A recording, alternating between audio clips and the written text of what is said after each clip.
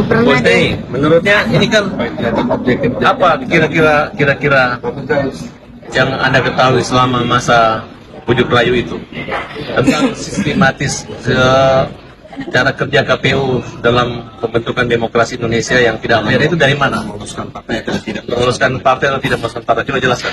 Ya, itu dari sistem IT mereka tentunya pasti satu.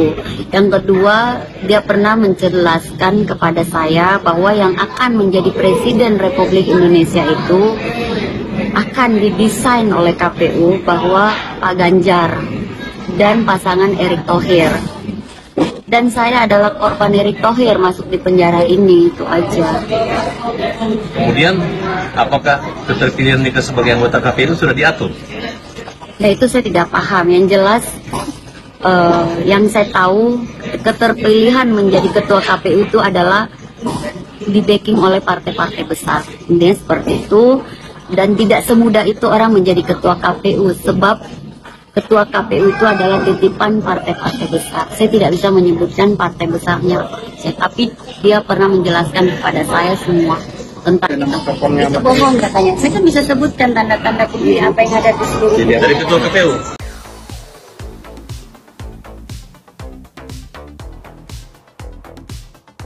Saya tidak ingin membahas soal isu pelecehan seksualnya. Biarlah DKPP, Dewan Kehormatan Penyelenggara Pemilu, dan polisi yang menindaklanjuti laporan tersebut, dan apakah Hasnaini ini bisa membuktikannya. Saya justru lebih tertarik dengan testimoni Hasnaini bahwa dia dapat bocoran dari Hasyim Asy'ari, KPU itu telah mendesain bahwa pemenang Pilpres pada 2024 nantinya itu adalah pasangan Ganjar Pranowo dengan Erick Thohir.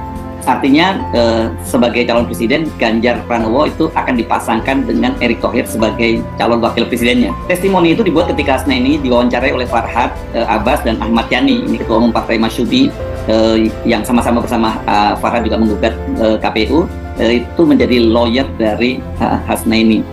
Benarkah pengakuan Hasyim Asy'ari itu, atau tepatnya benarkah Hasyim pernah menyatakan hal itu kepada Hasnaini? Ini tentu sangat menarik, dan hitung-hitungannya kenapa kok jadi sangat masuk akal ya? Ganjar kan selama ini disebut-sebut sebagai calon presiden Skoti yang disiapkan oleh Presiden Jokowi. Ini kalau Presiden Jokowi gagal memperpanjang masa jabatannya. Koalisi Indonesia Bersatu diduga ini akan digunakan oleh Ganjar Pranowo untuk maju capres.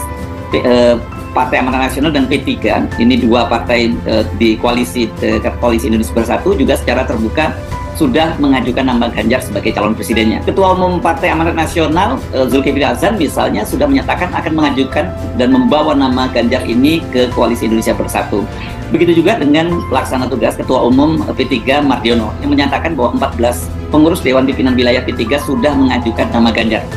Namun pencapresan Ganjar ini tampaknya masih terganjal dari sikap Golkar yang ngotot mengajukan nama Airlangga sebagai calon presiden. Golkar mengatakan bahwa Airlangga jadi calon presiden itu sebagai harga mati. Bagaimana dengan Erick Thohir sebagai calon wakil presiden? Erick juga sudah sudah cukup lama ini merapat PAN dan juga ke P3. Ini terlihat ketika perempuan PAN ini mengusulkan Erick Thohir sebagai calon wakil presiden. Sebelumnya juga PAN Lampung juga mengajukan nama Erick Thohir nih ya. Zulkifli Hasan maksud saya ini juga mengaku partainya mempertimbangkan Erick Thohir sebagai calon wakil presiden. Dalam pertemuan dengan para caleg PAN di Jawa Tengah, itu Zulhas bahkan mengajak Ganjar dan Erick hadir dalam pertemuan tersebut. Dan kedua-duanya itu, terutama Ganjar ya, dilulukan oleh kader PAN sebagai calon presiden. Nama Erick Thohir juga sudah disebut akan diusung sebagai calon wakil presiden dari P3.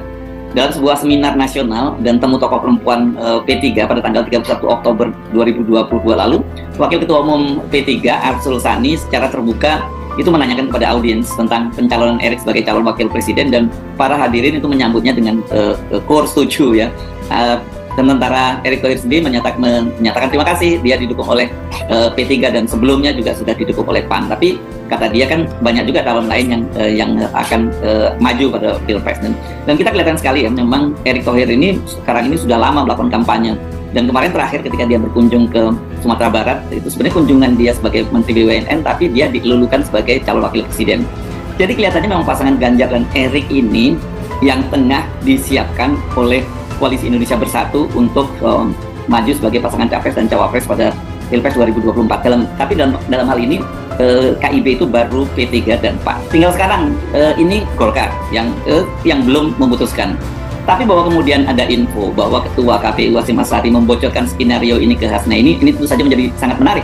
Kok jadi nyambung dengan fakta-fakta yang ada di lapangan. Sekali lagi, skenario itu ya kalau memang benar dan bagaimana nanti bisa diwujudkan itu saya kira tergantung pada setidaknya 3 hal. Pertama, apakah PDIP pada akhirnya sepakat mengusung Ganjar? Karena menurut saya sangat sulit membayangkan Ganjar bakal menang Pilpres bila dia tidak didukung di PDIP. Setidaknya kan basis utama Ganjar ini kan Jawa Tengah ya, sedikit mungkin Jawa Timur. Di wilayah-wilayah lain mungkin di Indonesia Timur relatif Ganjar cukup kuat, tapi di wilayah lain di Jawa ini mulai dari Banten, Jakarta, Jawa Barat dan juga Sumatera misalnya suara Ganjar itu pasti sangat lemah gitu ya. Apalagi bila kemudian PDIP itu punya pasangan capres cawapres sendirian, ya ini makin berat buat Ganjar ya. Yang kedua, apakah Anies itu jadi mendapat tiket atau tidak pada Pilpres 2024 dan dia berpasangan dengan siapa? Kenapa kita pertanyakan ini? Karena dalam laporan Koran Tempo terbaru kan disebutkan bahwa Firly Bahuri kembali berusaha untuk menjadikan Anies Baswedan sebagai tersangka. Nah, ini kalau bila Anies dapat tiket dan PDIP juga punya capres sendiri, saya kira sulit ya buat Ganjar untuk menang gitu ya. Kecuali jika memang karena sudah didesain, maka segala macam cara dan kecurangan itu bisa dilaksanakan secara masif dan itu akan didukung oleh instrumen negara termasuk dalam hal ini KPU. Ketiga, saya kira ini yang paling penting, pemilu itu tidak ditunda dan Jokowi itu memperpanjang kekuasaannya. Kalau itu terjadi, pemilu ditunda dan kemudian Jokowi memperpanjang kekuasaannya, ya berarti skenario menjadikan Ganjar dan Erick Thohir sebagai calon jadi presiden dan wakil presiden pada Pilpres 2024 nanti tidak akan terlaksana.